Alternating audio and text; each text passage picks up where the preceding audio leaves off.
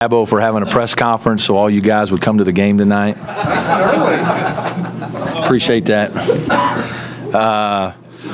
Great win by our team.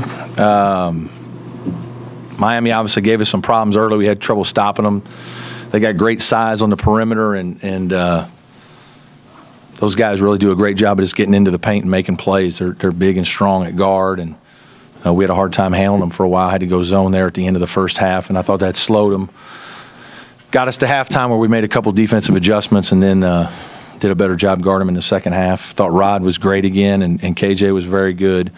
Those two guys are playing well, and DeMarcus gave us some really good minutes. Adonis came in with some big plays in the second half. So pretty good offensively. We faced about everything you can see in a half: box and one, triangle two, zone, 3-2 matchup, press, trap the first pass, man-to-man, and shot a good percentage and did some good things offensively and found a way to win another close game.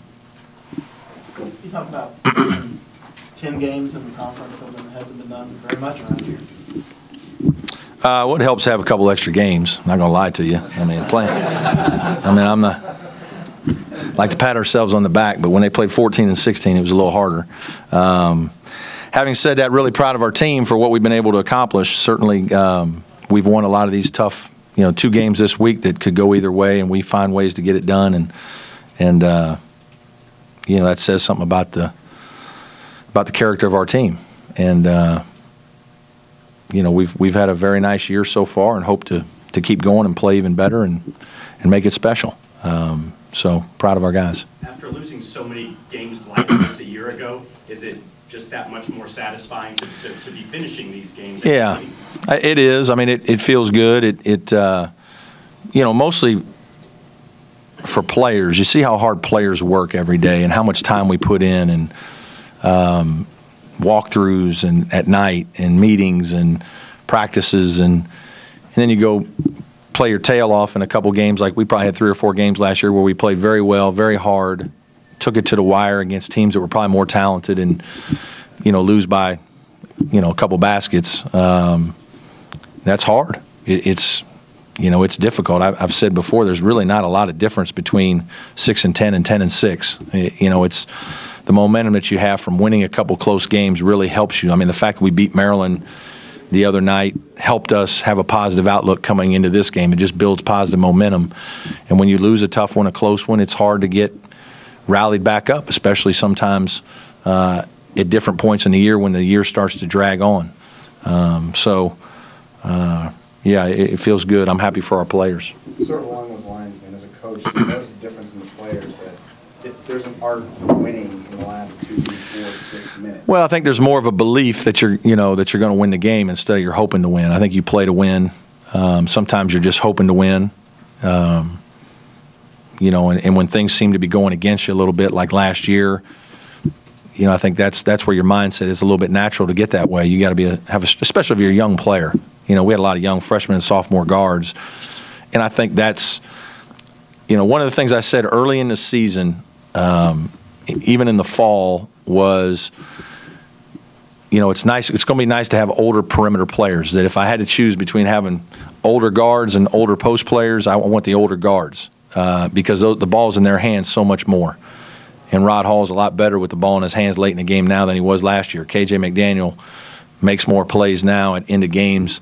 It's much more difficult to continue to get the ball inside to Devin Booker or Milt Jennings or Landry Noko. It's just not as easy to do that at the end of a game. And so when you're older players, you're more seasoned players, or perimeter players, I think it really helps you in close games. And last year we played with a lot of young guys that, frankly, they've taken those lessons and it's helped us win this year. But we had to go through some lumps last year because of it, probably. How nice to have a little bit of a break before you get to that final regular season conference game. Was it 3 days instead of 2 or something, or 1? Well, there have been a lot of quick turnarounds. There have been. No, it's nice. It's nice that tomorrow we'll take off and, the guys will just be on their own, and we need it. I mean, it's getting late in the season. It's your guys that have been playing heavy minutes. There's a wearing effect. Our couple, 3 guys that have really been playing a lot of the minutes need time.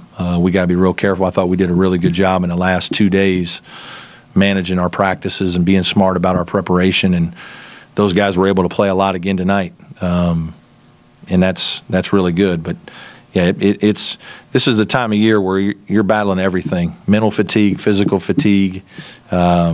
You know, school's hard right now because you're right in the middle of the semester. You got tests and exams, and you know you just got a lot of things. These kids have a lot on their plate right now.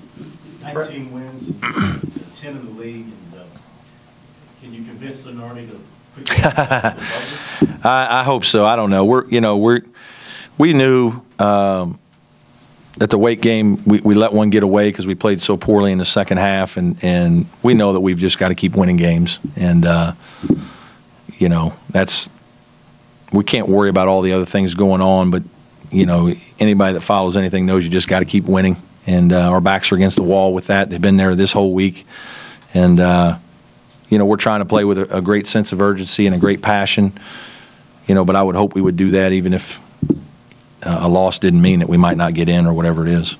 Beat you in the paint early. Excuse me? They beat you in the paint. Yeah. Early in the half, switching up and down, switching. We, you know what, we've switched a lot at the ball screens at the 4 with JB, and it's been good for us most of the year. And tonight he had a hard time. Those guys were big and strong, and they overpowered him a couple times, their speed, and bounced off of him a couple times. He wasn't the only guy to get beat on a play like that, but he probably had a hard time guarding a couple things. And so then we quit switching it in the second half. We just kind of corralled it a little bit like we were doing with the 5-man, and I thought that helped us a little bit get some of the penetration taken care of. We went 2-2-1 back to 2-3. We don't play a lot of it, but occasionally we'll use a little bit of that for clock, or just, you know, we basically are trying to get to halftime to get it figured out and sorted out a little bit better for our guys. And I thought that small adjustment helped us buy 10 or 12 possessions late in the first half and kind of get them slowed down a little bit.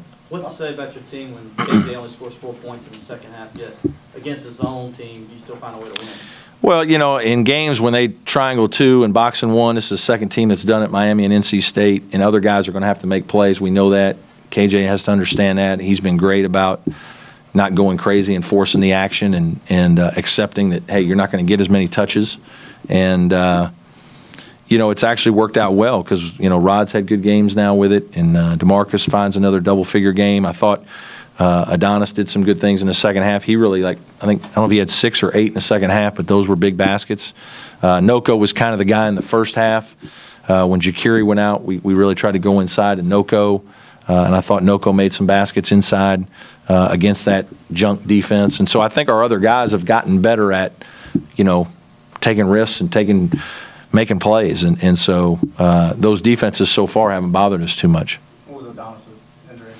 I think, and I don't know, but it looks like he may have pulled his hamstring. Strained it. Strained it. Whatever that means. Strain, pull. Something. He's not good right now. Something else. Yeah. I don't know if he'll be there for Saturday or not. Anybody else? Any other questions, guys? Okay. Thank you all for being here.